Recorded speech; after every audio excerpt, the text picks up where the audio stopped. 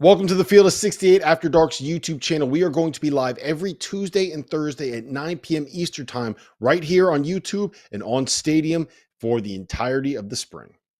I want to get to Virginia as well before we kind of spend an entire segment on just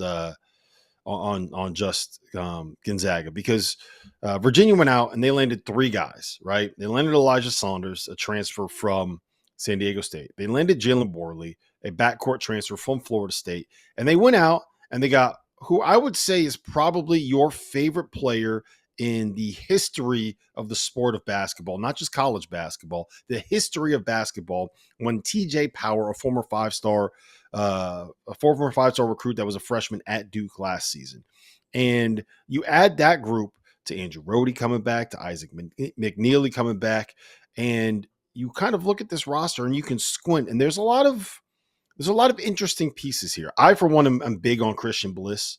I saw him play last year at Peach Jam, and he redshirted this past season for Virginia. He strikes me as the kind of program piece that Tony Bennett has had so much success with.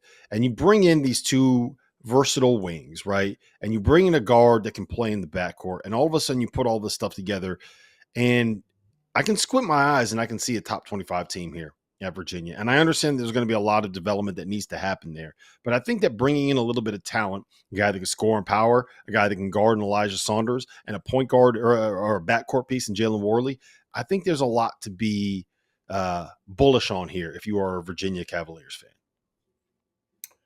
Yeah, I mean, listen, again, I think Virginia is going to be interesting this year, just because if Tony Bennett doesn't win this year, does he eventually get frustrated enough to say, I'm done? We've talked about this for the last year.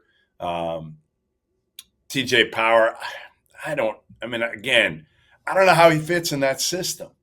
Like, offensively, I just don't know if that's the best fit for TJ Power, personally.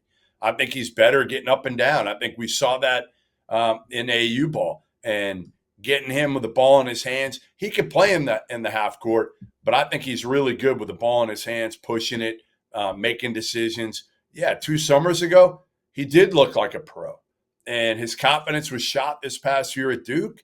And Tony Bennett's that's gonna be the number one priority for Tony Bennett. If he can turn TJ Power into the type of player we thought he was going to be, or I thought he was going to be, then yeah, you're in business. But if TJ Power is just another player, like, I think you got a lot of just another players at Virginia. And again, I never count out Tony Bennett. I never count him out in the regular season of the ACC, because he's a proven winner.